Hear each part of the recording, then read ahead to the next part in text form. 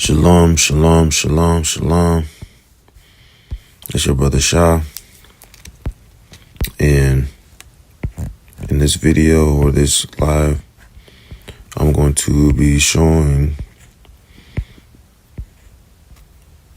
some keys that I've learned in my process through learning Hebrew. In this first section, or this part of the videos, I'm calling this Hebrew for Dummies.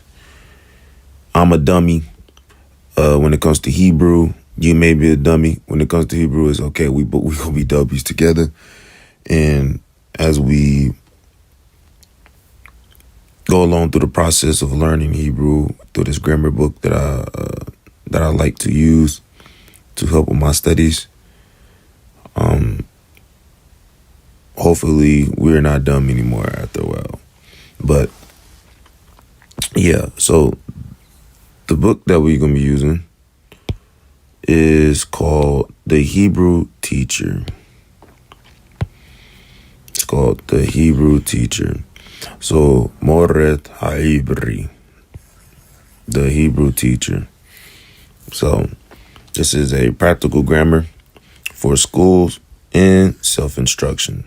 So this reason why I really like this book, because it is practical. It really is, though. So I've been using this for like a year, on and off whenever I study Hebrew. So I like it helps me learn Hebrew by myself. I don't have to be under a teacher all the time. So whenever I have questions, I can go to the people who are more informed in my circle to teach or show me different understandings on how to understand different grammar rules and pronunciations if I mess up. And that's okay. You're going to mess up. That's what you got to understand. You are going to mess up. But just keep on moving forward. Think about it. Think about it in the process of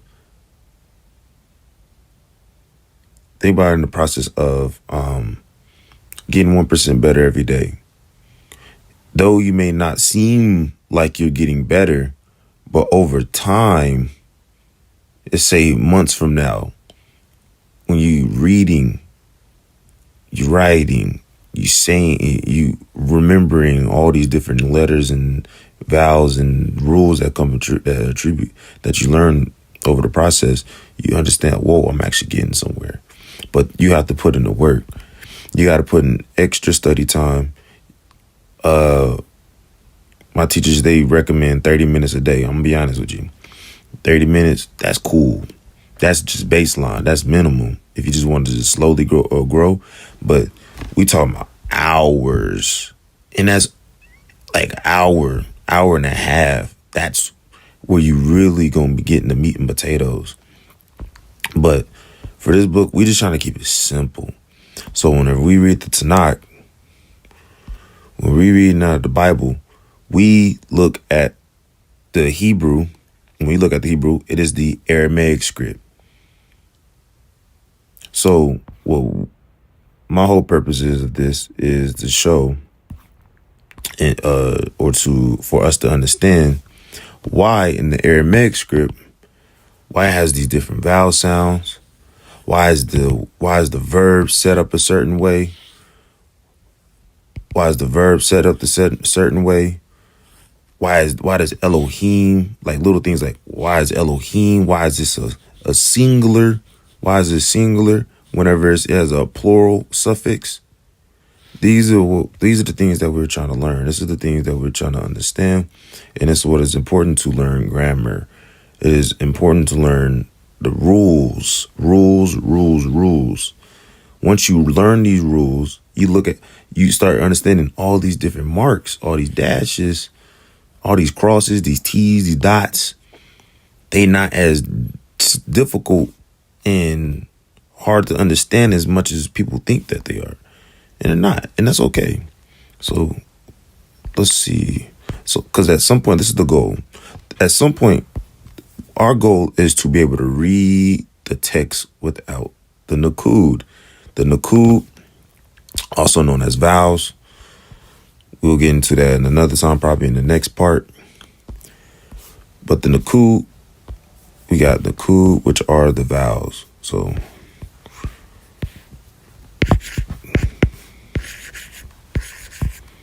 you may hear me say that a lot. Nakud. That is vowels. Those are the vowel points, those are the vowel points. Now I'll put it like that. The vowels is already in the language, but originally they weren't written into the language. It was just like this. Over time, we have the Tiberian Hebrew speakers, also known as the Masoretes.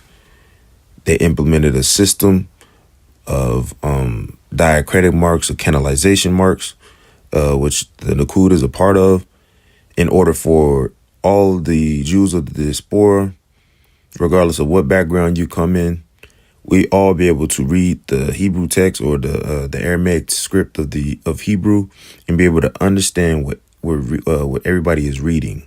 Though you may have different dialects, though you may have different pronunciations of different words, or you may have a change of different consonants in script based on wherever culture you're from. At the end of the day, whenever we read these things that's in the Tanakh, everybody follows the same rules. So by default, regardless of whatever dialect or how you say your consonants, as other Hebrew speakers are coming along with you, they can understand everything that you're saying. They can understand the context of what's being said. So that's a beautiful thing. But that's the reason why it's important to know the rules. That's why it's important to know the grammar rules. So boom. Today, so I just taught you a word, Nakud. That's like the vowel points. Right? So what we're gonna be doing today is we're gonna be working on the first thing. The alphabet. The alphabet. So, the alphabet. The first letter of the alphabet. Oh, I'm sorry. Let me say this. Let me get a disclaimer first. From how I'm going to be doing these videos, I'm going to be using a dialect called the Tiberian tradition or Tiberian dialect / multiple different Arabic or Shemitic origin speaking Hebrew dialects.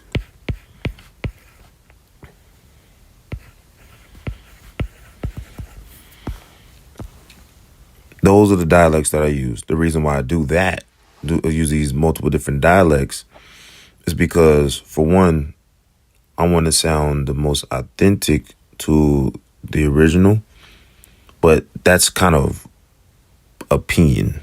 And I'm not even saying that to bash or anything. Nah, that's not what I'm saying. That's not what I'm saying. I want it to be as close as the original as possible. And on top of that, this is the main reason, is because I want to have every sound in Hebrew, or every word that I am pronouncing, or every word that I'm pronouncing, but also every letter that I'm pronouncing specifically, to have its own distinct sounds. I want to have their own distinct sounds. I don't want anything to sound similar. I want anything to clash. So whenever somebody's hearing me read, they know exactly what I'm saying. Whether you're experienced in Hebrew or you are a babe in Hebrew, I want everybody to be able to understand what I am saying. So there will be a lot of times where I'm going through the process of these videos or this live, and I might say, it just has to make sense.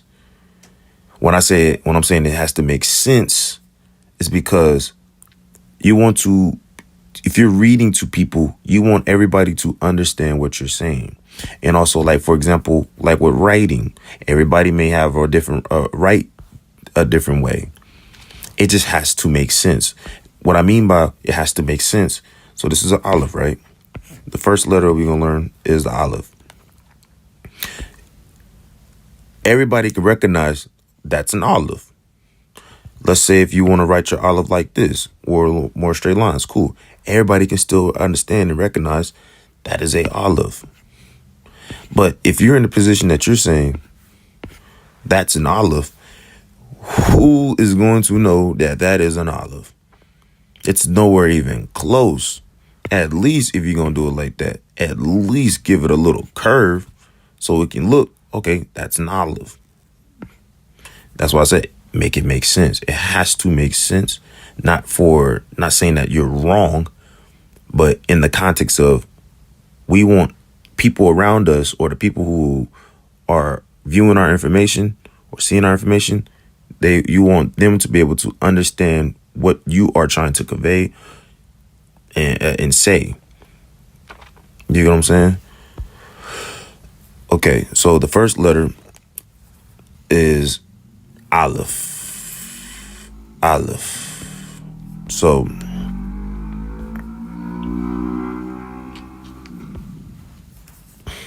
first letter of the Aleph-Beth is Aleph. So it got many different ways that people will write Aleph. It doesn't matter. It just has to make sense. So you may see people write it like this. Aleph. Aleph. Aleph. Somebody may say Aleph. Somebody may say Aleph. We all know, like I said, it got to make sense. We all understand what you're saying. Aleph. Aleph is, in certain cases, like for example, in this tradition, is more European tradition because they use like German as like an example on things. So I would think that whoever wrote this is coming from like a Western European perspective of their dialect. So it's as silent. For my dialect, the Aleph isn't silent. This is the one of distinct sounds. It is a glottal stop. It's a glottal stop sound. So a glottal stop will be like, for example, in Britain, when people say butter versus somebody that's an American, I said American that speaks American English, we say butter versus somebody in Britain, it may sound like they're saying butter or butter or butter. That is called a glottal stop. So what we're for the Aleph, the sound that it's going to make for us is a The glottal stop is just basically saying whenever you say, like, you just finish a sentence or a word or sounding out something, like let's say coffee or not coffee, like let's say like butter. You got the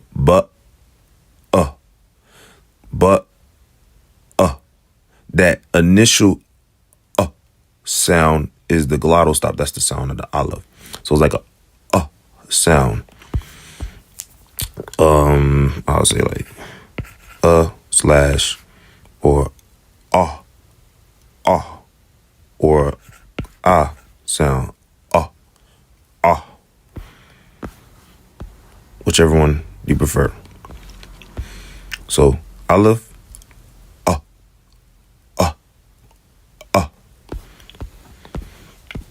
So now the next one, we have the Beth or the Bet. I wrote that. Yeah, Bet. we have two forms of the bet. You have bet, then some people, they may have vet.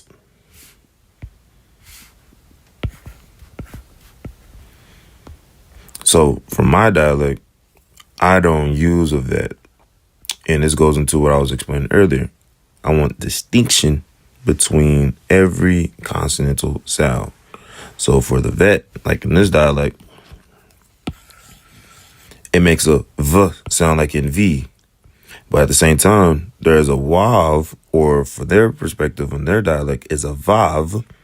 It makes the same V sound, V. Or maybe different just a little bit, but it's still V, like a V. So from the dialects that I use, I just use the B sound. Notice that there is a dot right here. This will distinguish whenever to change the sound of the consonant,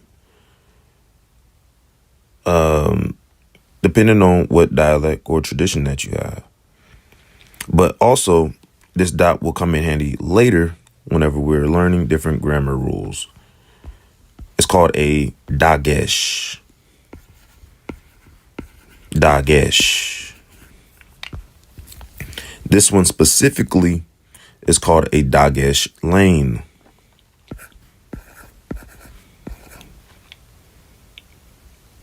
Or weak. Dagesh. Over time, we're going to get into more information on what a weak and a strong dagesh is. But for right now, we know that this dot is a dagesh. Let me just write it down. Dagesh. You're going to put lane. That's what it's called, a dagesh lane. So the bet makes a B sound. B. B. In this root, it's like the B in English. Like bat or bot.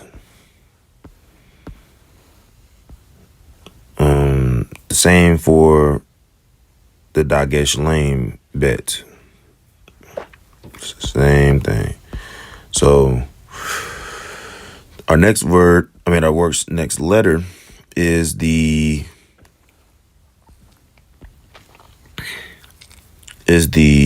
Gimel. So there are two forms of the Gimel or the Gimel.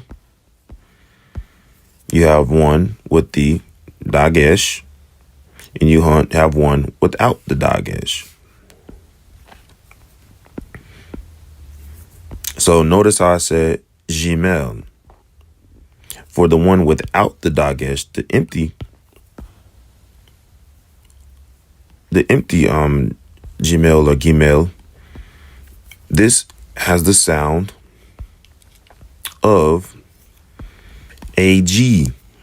Sound like in English, like G, green. Like the most known G sound that we have in English. It's like green. So we got Gimel.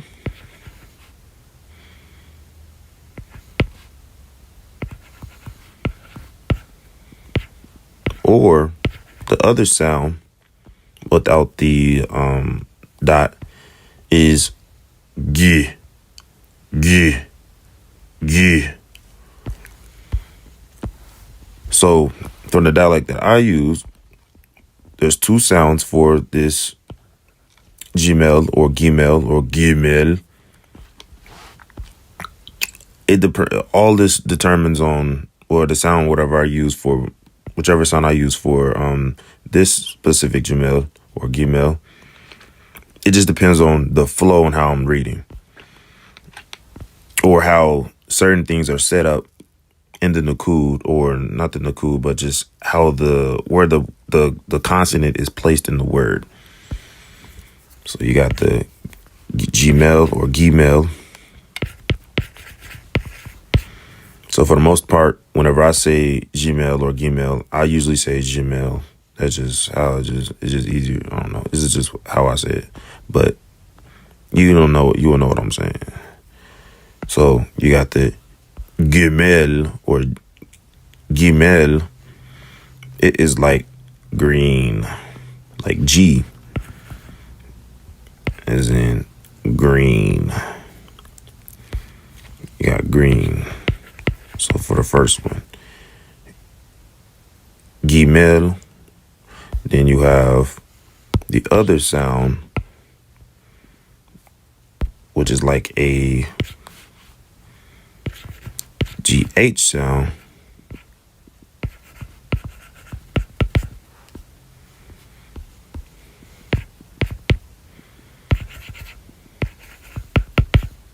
However you want to spell it. Jamil. It depends on whatever tradition that you're around, how it will be spelled. So it'll be like a GH. Gmail, right? So it'll be like a GH, like gall. Like gall. Like somebody has the unmitigated gall.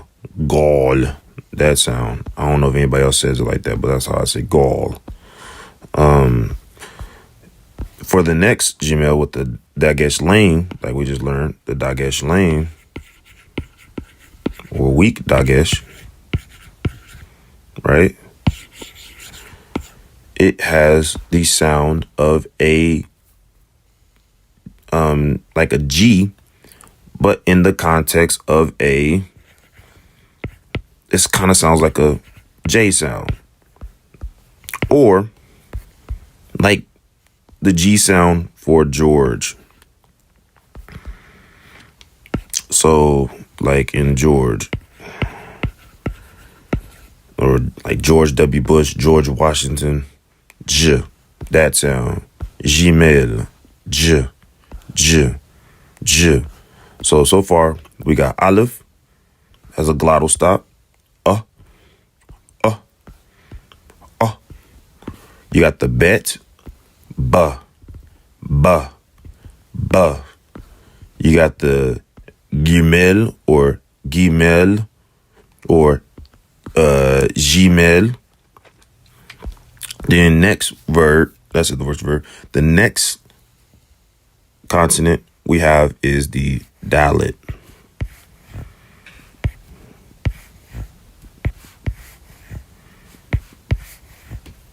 We have the Dalet. The Dalet has two sounds attributed to it. Why? One is empty. Another one has a Dagesh. Like I said earlier, these Dagesh, they're going to come into play later down the line, and it will make sense. It's going to make it so much easier, so much smoother to learn, especially when you get into the time periods or the time whenever you're starting to learn how to read without the nakud or the canalization marks. So for this Dalet, it is like a th sound, like in that, but it's not the that. It's not like a TH. It's like a DH. The. Instead of saying the, like in the,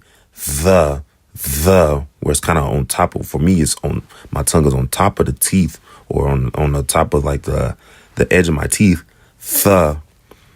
It's meaning like my tongue is now behind my teeth, and it's kind of pressing the making the like a duh sound, but like a thud.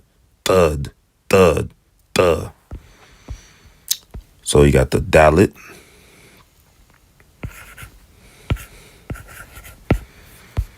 which is like that. So you know how in English we say that, Or you got sometimes whenever we speak within our Black communities or our African American communities, we will say that. It's kind of similar to that sound. That. Da, da, da, da, da, da. More emphasis on the D sound with the thud sound. So I would say like that. Da.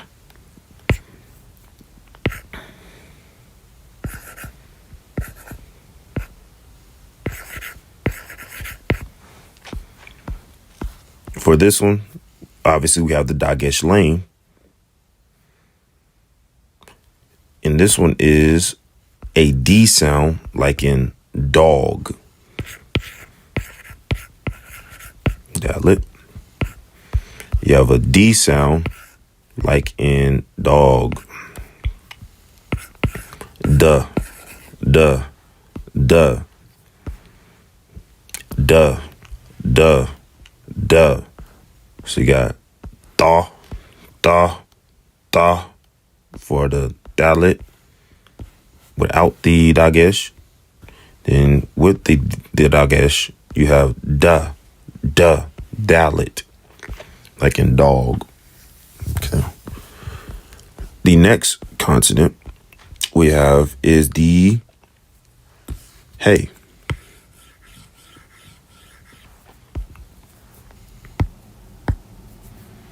We have the hey. The hey will be like, so sometimes it's spelled like this, sometimes it's spelled like that. Like I said, it just gotta make sense. Sometimes it's just spelled like that. Hey. The hey, it has the sound of a English H, like house, ha, ha, ha, like in house, or horse, ha, ha, horse, or what's another word? Hop, hop, ha, ha, ha. The next consonant we have is the wow.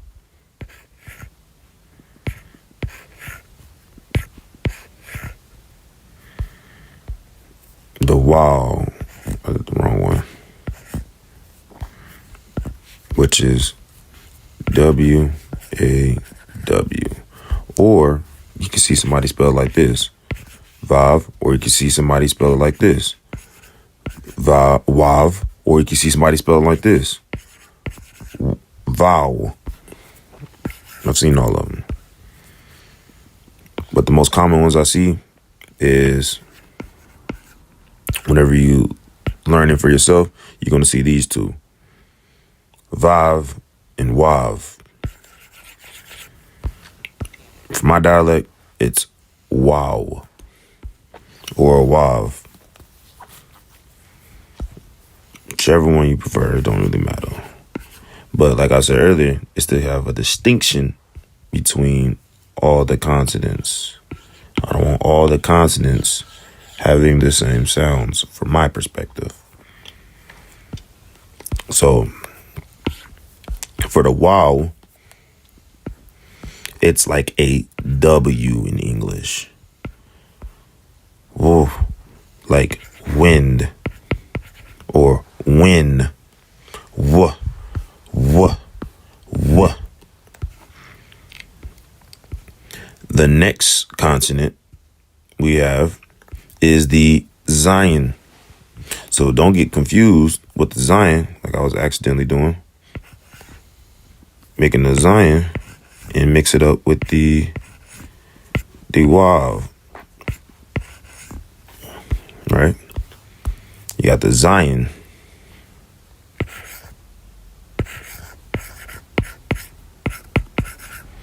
The Zion. The Zion makes a Z sound, like in English, like in zebra, z, z, z. Makes a Z sound like in zebra. Z, z, z. So notice how they kind of look similar. So from the way I make sure to have a distinction, I will make my wav on purpose have a N completely on the right side. Like we see, for example, right here. Sure, they may have like a little curve in theirs or whatever. It's just however you feel like doing it. And for me, when it comes to Zion, notice how theirs is in the middle, right? That's cool. That's for everybody to understand and see the difference between the two. I like to add like a little curve in there. I may end up having it like this sometimes, but at the end of the day, I don't want it to look like the wow, because we want these things to make sense. Okay, so the next one, the next consonant we have is the het. The het. The het is similar to a H sound. I really don't know how to compare it in English, not gonna lie. So sometimes you may see the het spelt like this. It could be spelt like that. I think there's a dot sometimes. I can't remember. A dot maybe, because sometimes they have the hey. They may have the hey with the dot. I can't remember which one it is, but there's always going to be a difference. But a lot of times, you for sure going to see the het have like this little line. And if I ever do like a transliteration or something, I'm gonna have the line because that's what's on the keyboard, and it's going to be able to distinguish the het from the hey. So remember, the hey is like a H, is like in house. Ha, ha, ha, like house. Ha, ha, ha. It's more like, it's kind of more force coming out. This het, notice how it's just a sound. It's like a breath. Like when it's cold outside. So for my het, sometimes you may end up seeing it writing out like this. We all gonna understand what you're saying. Het, het, het. We all know what you're saying. So in certain traditions, it may be het. So their het, like for example, right here it says it's German, the CH sound. So it's like a het, het. Notice how right here it says the same thing for this calf. A consonant that's coming up later. CH sound in German. This is going back into the point of having a distinction. Not saying that they're wrong, not saying that we're right or that I'm right. That's not what it's going into. Personally, just want a distinction. So for the het or the heth, however you want to say it, the sound is, like I said, it's like a H. Very, very, very, very, very, very faint H. Like a breath.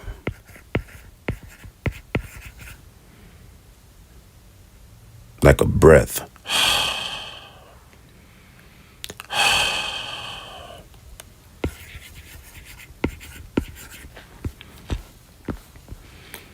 Okay, so you may hear if I say het, it may have like a little, what they call it? I think they say a fricative or like a kind of like a roll, depending on where it's at in the word and how I'm flowing when reading. For the most part, I would say that's going to be always like if I can't really get the trill out or the fricative sound. If I can't get that sound out, it's always going to be. At the end of the day, we know that it is completely different from the ha sound of the hey. Ha is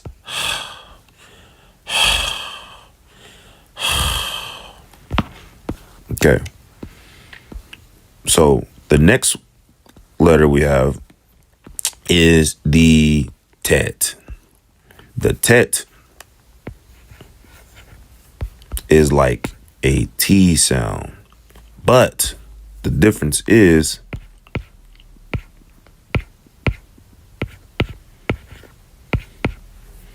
it has almost a guttural sound from the dialect that I use. So it's like instead of ta, like for example, this tav or this tau, it has a T sound too. Like I was saying earlier, we're just trying to have a difference between every sound, every specific consonant sound, right? Every consonant form.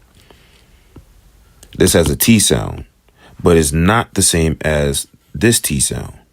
So for this T sound, it's like taw, taw, taw, taw.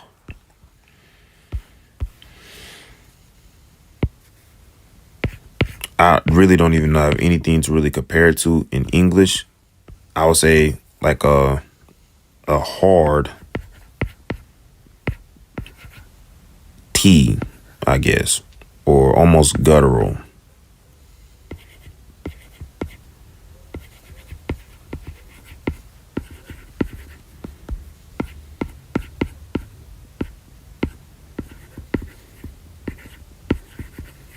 I don't even know if I spelled that right, but yeah, it's like a T sound. Tall, tall, tall. Sometimes at the end of a word, my tet may sound like a regular T sound. It just depends on how I'm flowing. It also depends on the sounds that precede it.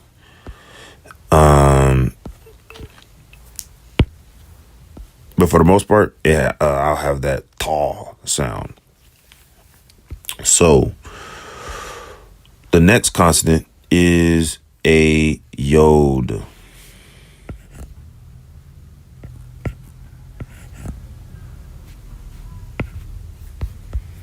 The yod, like Yoda.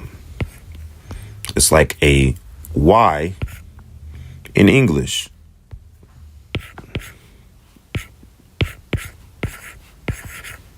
Yoda, or yellow, yeah.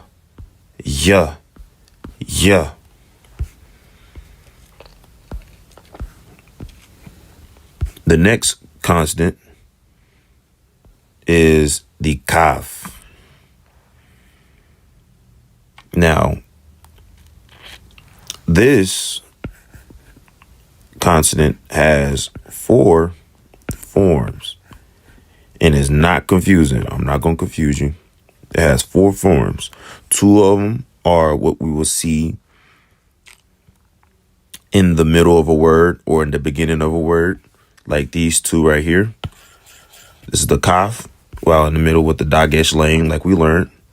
Then we have the kaf without the dagesh, the empty. Notice how it has this form. But the other kafs that we have are the final kafs. Let me go ahead and write this in here. Make it easier for the people. So it's not a dot. It is a kamatz. There's a kamatz right there. So you got a kamatz in this final form.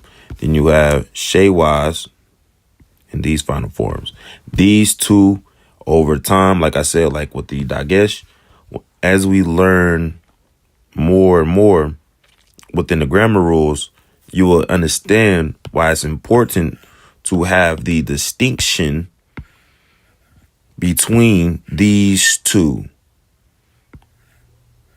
It's going to be important and imperative to know these things later down the line, so you don't mess up whether something is masculine or if you messing or something is feminine. This is where these things come into play. That's why it's imperative to understand these grammar rules. Whatever we're trying to learn, the Masoretic text, whenever we're trying to read out of the Masoretic text. Like, for example, right here, this word for darkness here. Goodness gracious.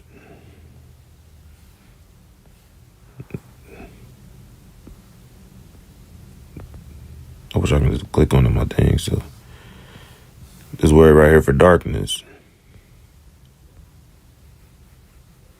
Hoshech. Hoshech.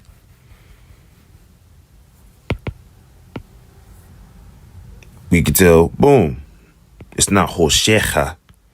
Hoshecha, like with the kaf, it's Hoshech. Hoshech. It could be Hoshech or Hoshech.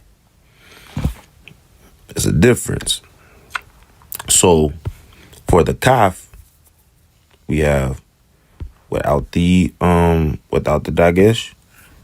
Then we have boom, the one.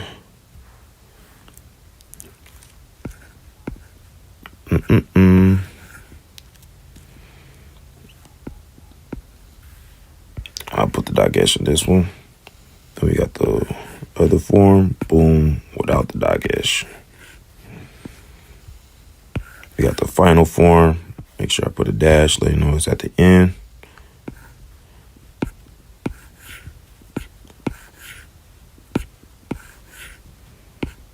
That has a kamatz in the middle.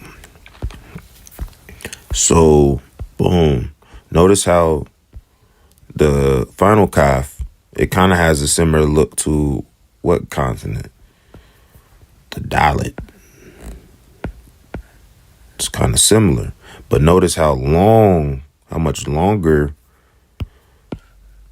Look how much longer. Why is it not working no more? Notice how much longer the tail of the calf is. It's okay. It's okay. Cool. Notice how long the tail of the calf is. It's not all the way down there. This dalet ain't all the way down here like the calf is. The final calf is. The distinction. So don't get those things confused. It's two different things. So boom, we got the kaf with the dagesh. We already know that's called the dagesh lane. So this word, it is a kaf. Sometimes it may be spelled like kaf, like a ph, like in fat farm. But like I said, make it make sense. We all understand what you're saying. We all see what you're saying. Just whatever you prefer to write down. So this kaf with the dagesh, it makes a K sound like kite. Ka. Ka. Like in kite. Or like a C sound in cat. So ka. Ka. Ka. This final form can also make this K sound. Ka. Or I will put it more like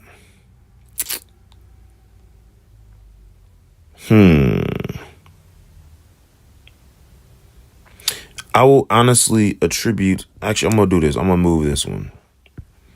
We're going to do like that. We're going to do it like this. And I'll show you why. So on this form, we're going to use the one with the kamats. So this kaf sound will be a good one. Actually, I think there's actually a word with it. Let's see. Not a word, but a consonant with this sound. Nope. There's not. Let's see if I can find a word right quick.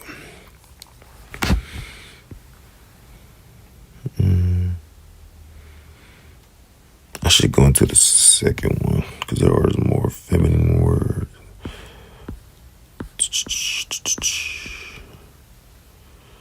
Let's see if I can find one.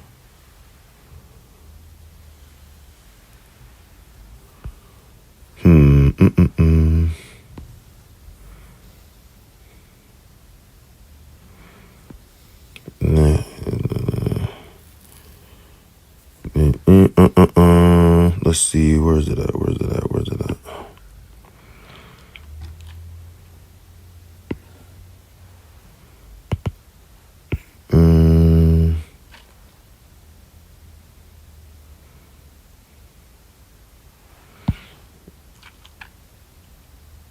Let's see. Dang, I cannot find one right in this text. Let's see. Let's do this. That's why we use AI, and it's okay to use AI. That's what it's for. Let's see.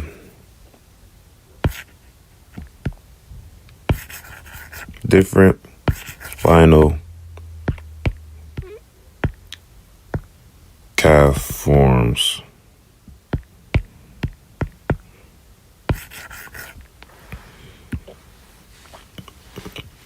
So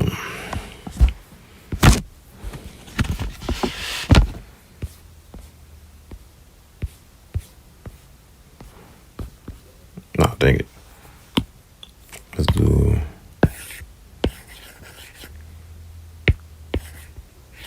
different final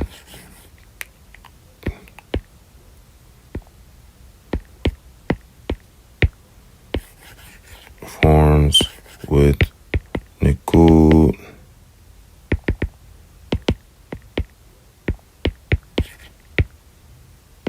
examples. I should have put examples in the Tanakh, but it's okay. Right? See, right here, you have the word erech, and you have melecha. So you got the word, I don't know why I didn't think of king. I don't know why this wasn't on top of my head. So you got the word like melech or melecha.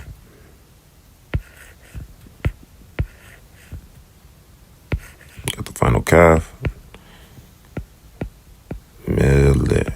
So it'll be melecha. Melecha. So it's a ha sound. Ha. Melecha. Making sure I put emphasis on that ha, that I sound that comes from, or what we see is attributed to a komatz. Ha. I don't want it to be meleche, meleche, meleche, or melech, melech, or meleche. It's a different word now. Because if you say meleche, it's a whole different word now. It's a different perspective. Contextually. So this one is cha, or cha, or ka. Right? So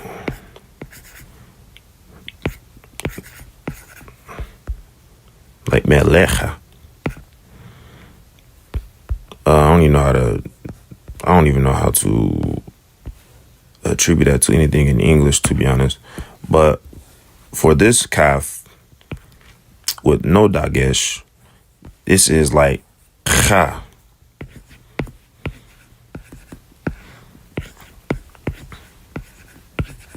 Cha. Like in they call this the soft calf.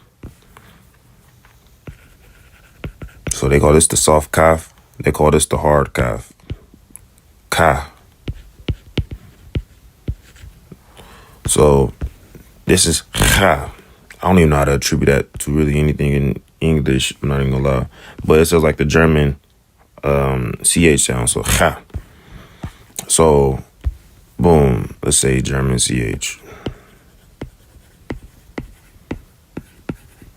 CH sound. So this one, this final mem is like in the word or the letter Thamech. So you got the word or letter Samech or Samech or Samech. There's a distinction.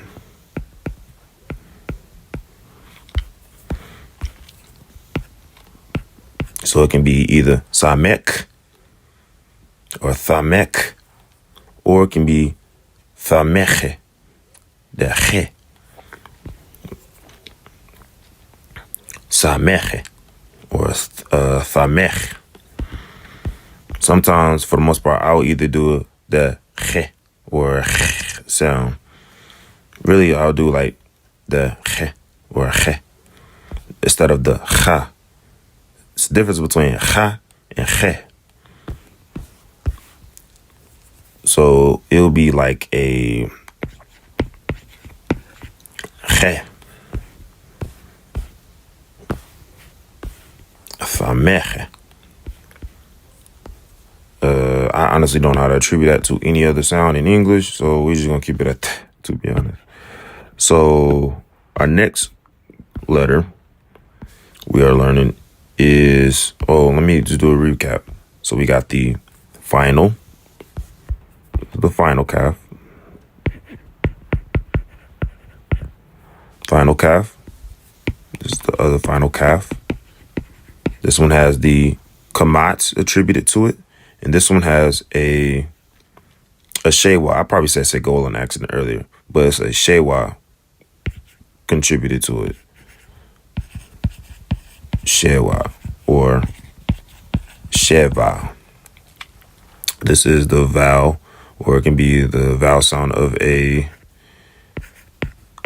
komats. These will come into play probably in the next video. I don't think I'm gonna go into the different vowel sounds today, but we just learned two of them just now. So the next consonants we have is the lamed. Lamed. So somebody may write it like that. This is how I write lamed. So you may see lameds done like that, or like that.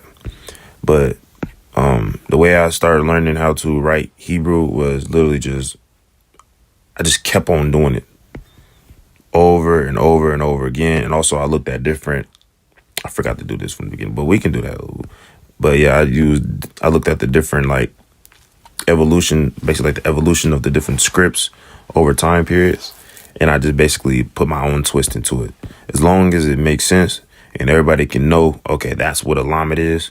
Because we know that a lot of times, sometimes it may be like that. But we know, okay, that's a lamed. We know that that's not a Zion. We know this isn't a Zion or let's say a wall. You know that that's a lamed. Boom. It just got to make sense. So this lamed, or lamed, however you want to say it, lamed, is like a English L. Like in law. La. Sorry, excuse me. La. For the lamed.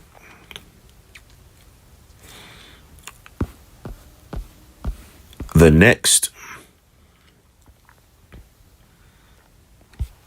next consonant we have is the mem.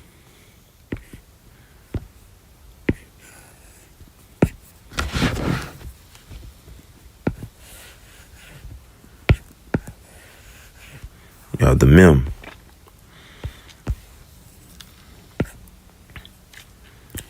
The mem has two forms. It has the original form, the base form.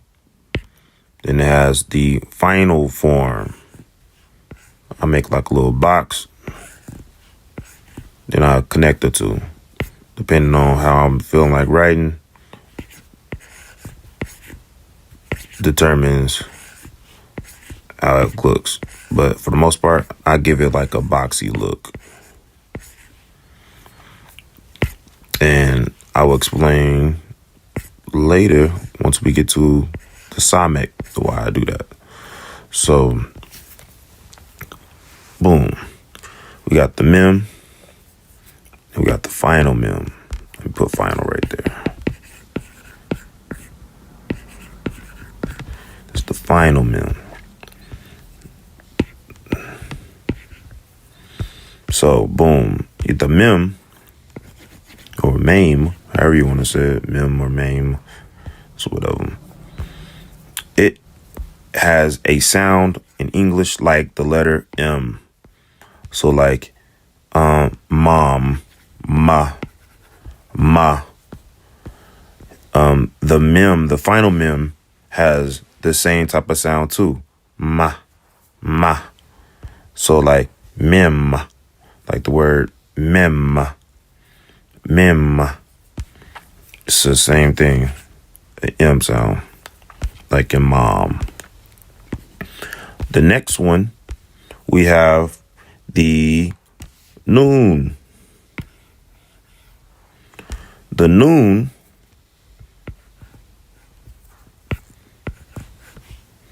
is like in.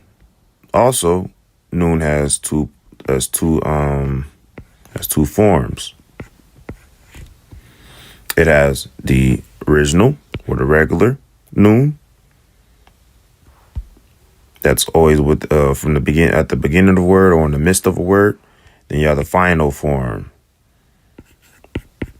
Both of them make the same sound. There's no difference in sound, but they make the word. They make a sound like in the letter in English. Like it says noon. Well, we can just attribute that to like afternoon or noonday. Noon, nah. The final noon makes the same sound. In noon,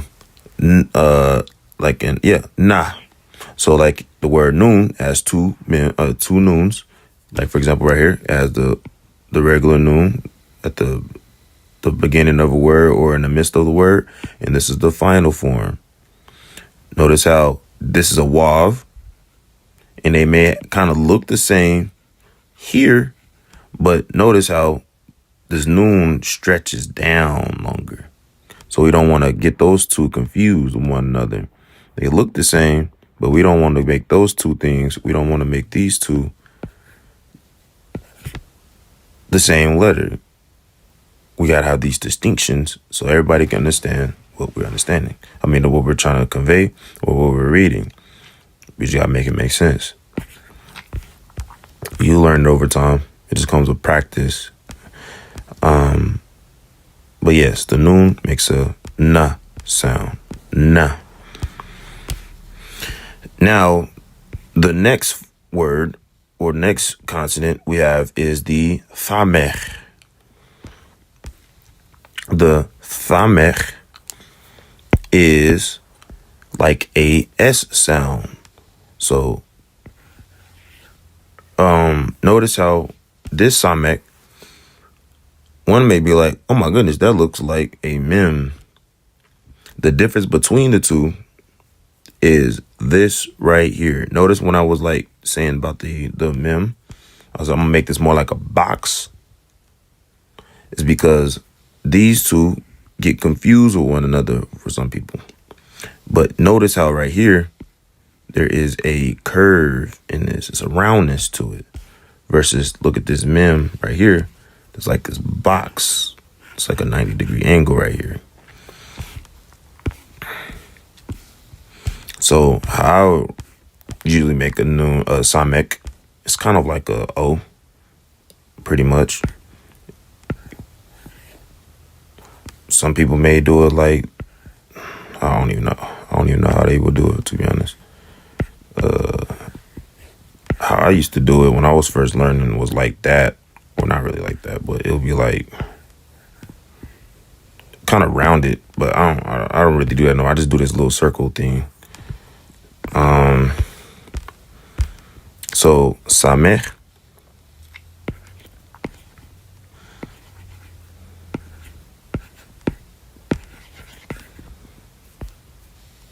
the samech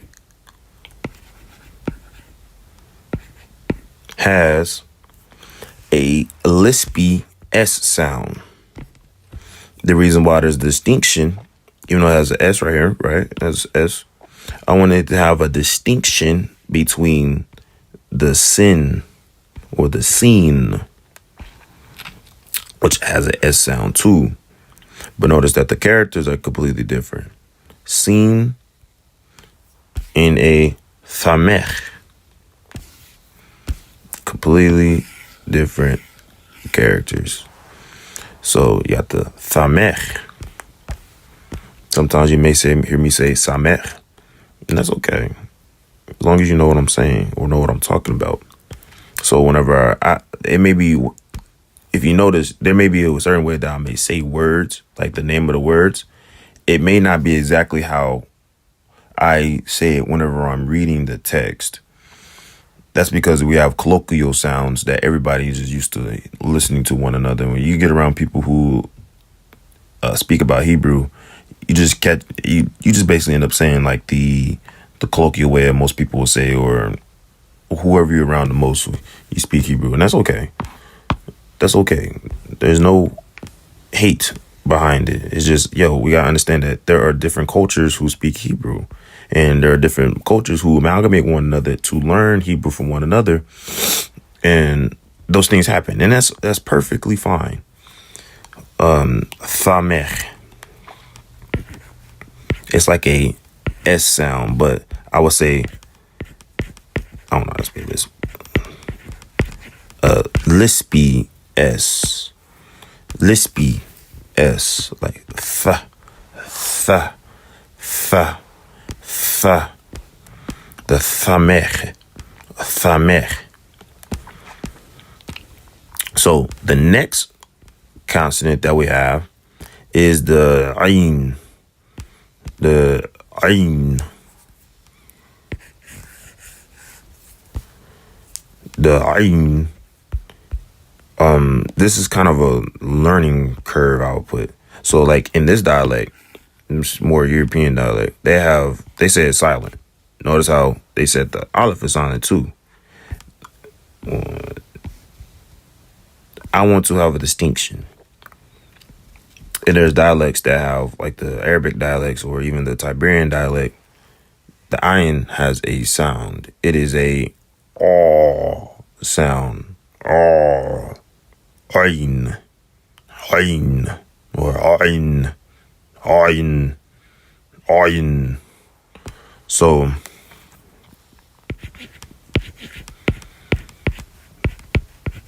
the ayin or the ayin,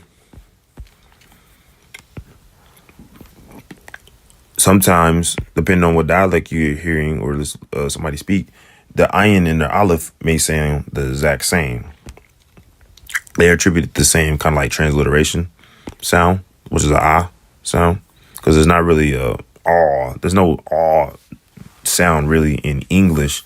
The closest that I can think of is more of like I think it's like a plumbing tool. It's called like the auger. And I don't know if that's just me overemphasizing that sound, but I kind of see it as like like an auger or like a weapon called the aug.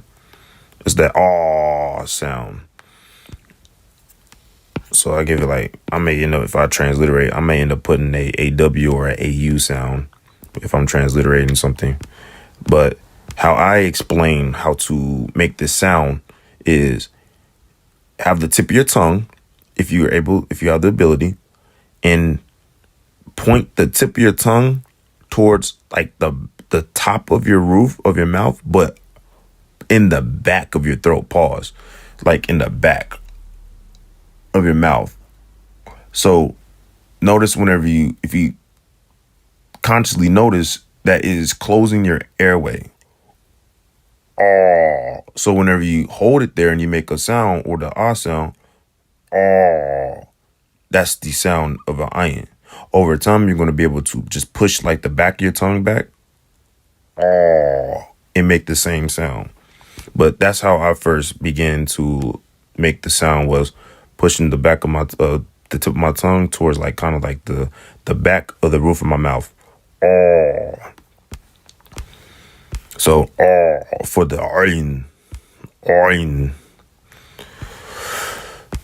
The next consonant that we have is the pay. The pay has two forms. Actually, it has three forms. I'm sorry. It has three forms. It's one of the consonants that have a final. So this one, you have the pay, which is like, sometimes it may be spelled like this, sometimes it may be spelled like that. Pay. It's like I said, just gotta make sense. Pay, right? And it has a P sound like in pig. P.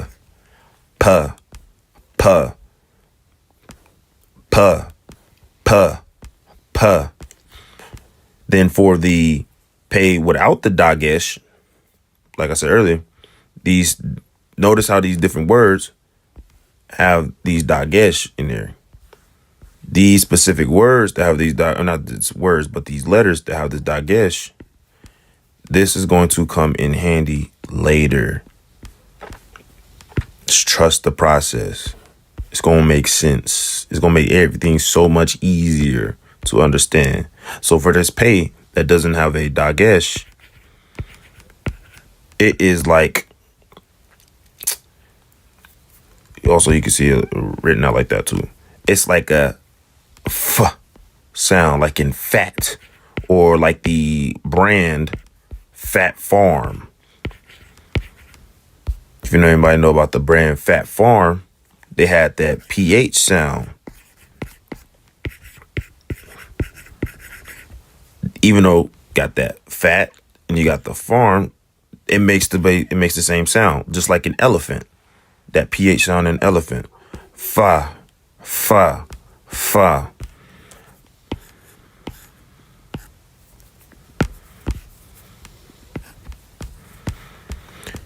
Now you have the final pay. This sound always has the th sound. So it will never have the pay sound, the p sound like in pig. It's always going to have the f sound like in fat, or in let's say, for example, the word kaf. It's actually a good example. In the letter kaf, what's at the end of it? It's a final pay or final fay. It's kaf. It's never kap. No, it's kaf. Every single time. Kaf. Like in fat, like a F sound. That's the reason why in Aleph, it has this sound or this sound, because at the end there's a final kaf. A final pay sound. I'm sorry. It's a final pay, which is a f sound. Okay. So our next consonant is the tzadi or tzadeh.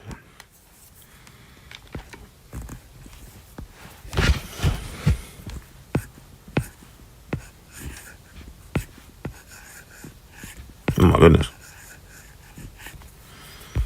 So when I first learned how to make this letter, I used to just make like a V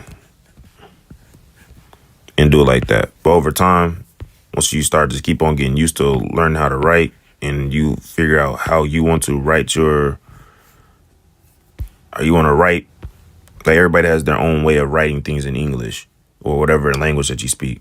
Over time, when you learn how to write the way you want to write in Hebrew, that everybody can understand or see that, okay, that's what that is, you're going to have your own way of writing it. And that's okay. So we got the tzadeh or the zadi.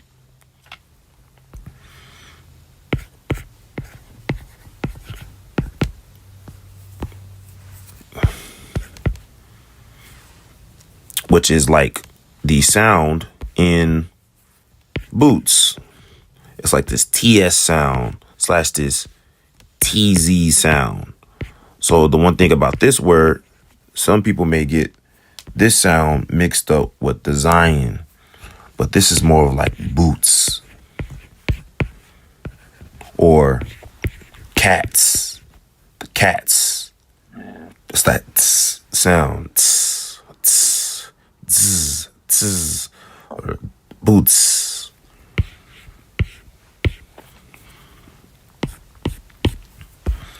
Instead of it being like the Zion has a, like I said earlier,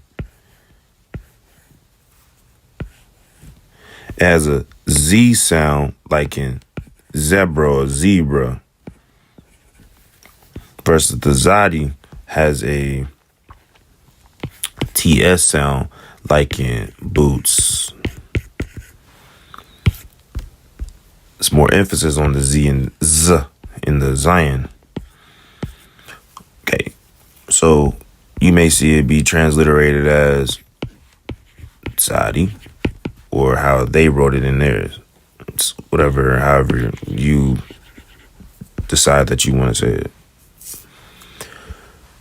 So Zadi also has a second form. It's called the final Zadi. Boom. Kind of looks like this Y looking letter in English, but it's the final Zadi. It makes the same sound like in boots.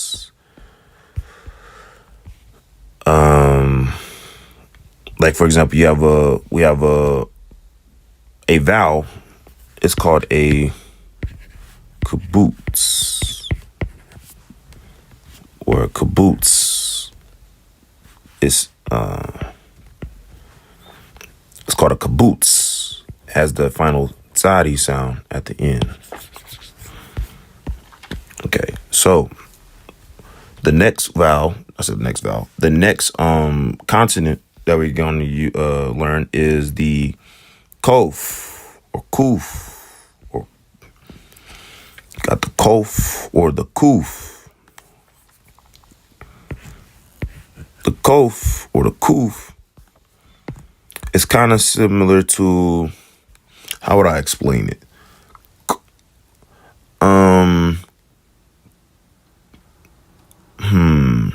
It's kind of like a K sound, but it's like the clicking sound of a Q whenever it doesn't have a U at the end, or at the U that follows it.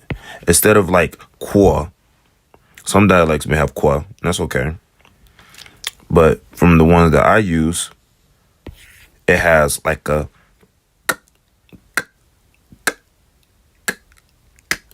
click sound. So right here it says like a K, which, yes, it kind of sounds like a K, but it's not like ka. It's not kof, kuf. It's kof, kof, kof, kof, or kuf, kuf, kuf.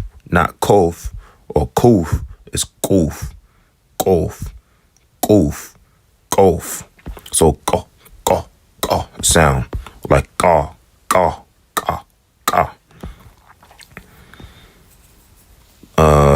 So I don't even know how I would attribute that. Like quick, I guess it would be like quick.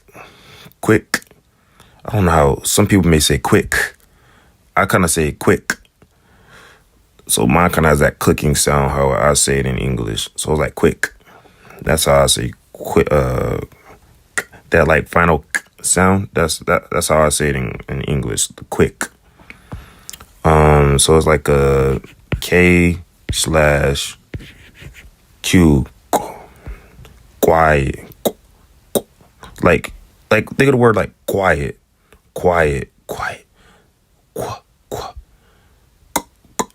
Sometimes I don't know. It just depends on how I want to say it in English. But yeah, it's like a clicking Q sound or a clicking K sound.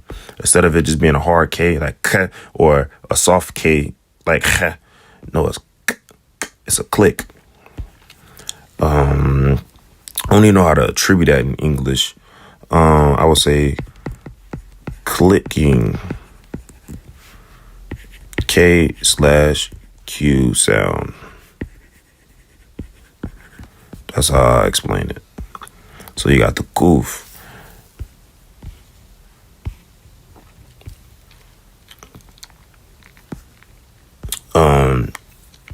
Somebody you may end up seeing somebody write it like that. It's cool. It's the same thing. Okay, so the next consonant we have is the rosh or the resh. Sometimes you may not hear me saying the rosh. It's probably because a different dialect or something. But rosh or resh.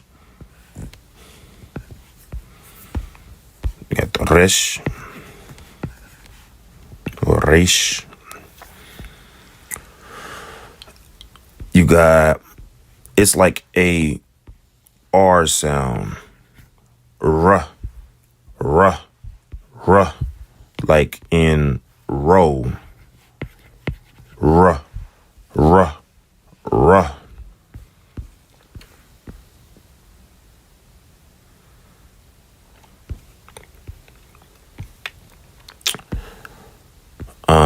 Yes.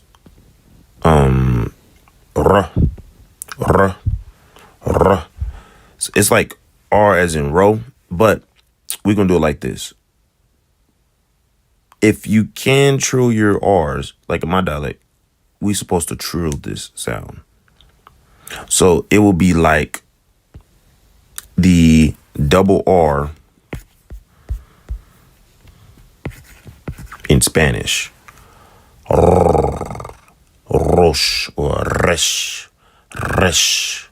Some people can't roll their R's, but that's just something, if that's what you want to do whenever you speak Hebrew, you want to roll your R's, you just gotta practice. I'm not gonna lie. It took me a long time to be able to do it. Just doing that all the time. But resh or resh or resh. Somebody may say resh, but for me, I would say resh. So like in churro. So like you got a churro. I think that's how you spell that. Like for the churro or churro in Spanish. Churro. Yeah, it's a trill sound. The next letter we have is the shin in the scene. So this character has two forms and is predicated upon the dot, the canalization. So you got the shin, right? Got the shin or sheen. Or you got the sin or the sin. Right? Sin or shin. So for the sheen or the shin, it is like a SH sound in English. Like if you're saying shh to somebody, shh. Or let's say shop, shop. The scene, unlike the samic or the thammic, the samic, remember, has the lisp sound in the dialect that I choose to use, thammic. This scene that has the dot on the left side, the far left side, it has a s sound, sa, like in sight or saw. Sight or saw.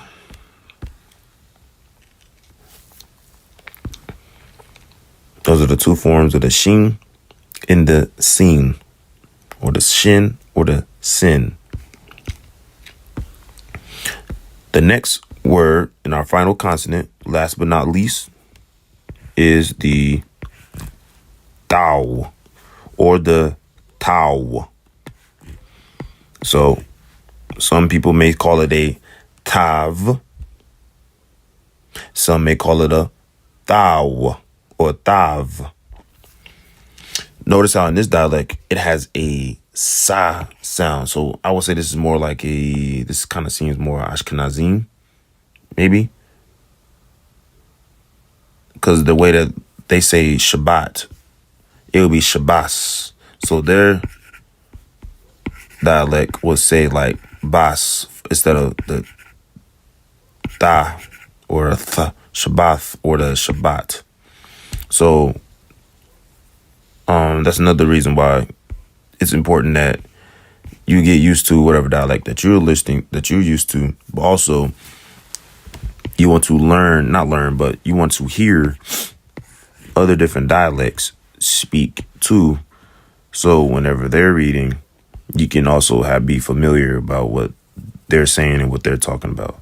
So in the two forms of the Tau or the Thou, the first one is with the Dagesh. Well, it really doesn't matter which one is first or second. The first one with the Dagesh is a Tau. Sometimes you can see it spelled like this, Tav. It's the same thing, Tau or Tav. I say Tau because I don't have a V sound in the dialects that I choose. So you got the Tau, which is like a T sound, like in toy or in Tom. So you got ta, ta, ta. So for the Tau, it's ta, ta, ta, like in Tom. Then for the Thou, the one without the Dagesh, it is Thou. So it's like the, like a TH sound, like in the or the. So the. Don't get it mixed up with the Dalit sound, like I was saying earlier, that has like a similar, that may have a almost like a TH sound, but it's not. It's a the, versus this one is on the top of the teeth, th.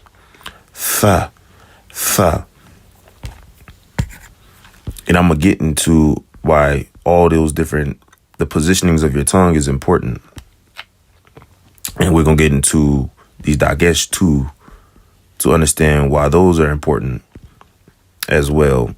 And it's all a part of the process of learning Hebrew and knowing the distinction between things over time as you're reading the script. And once you get to the point that you have the ability to be able to read without the canalization.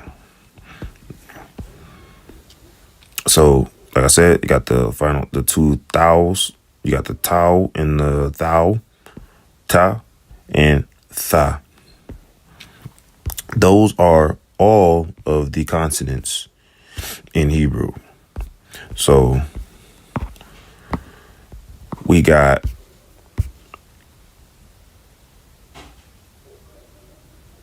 (22) letters in the Hebrew alphabet. We have a couple with multiple forms. It seems like a lot, but it's not really a lot. All you got to do is just make like some flashcards or just keep on practicing writing the letters over and over again. Just practice.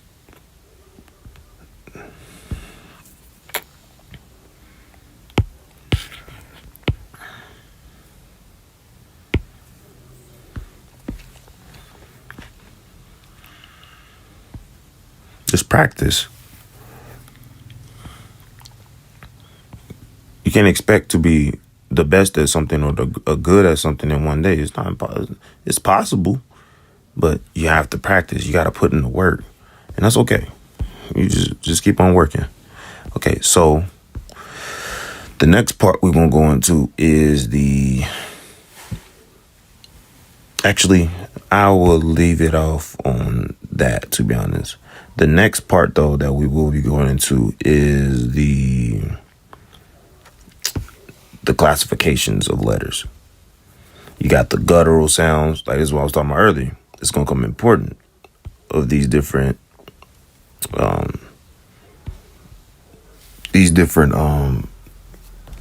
canalizations, these dots.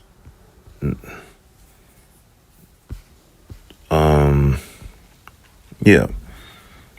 We're gonna go into that some other time. But yes.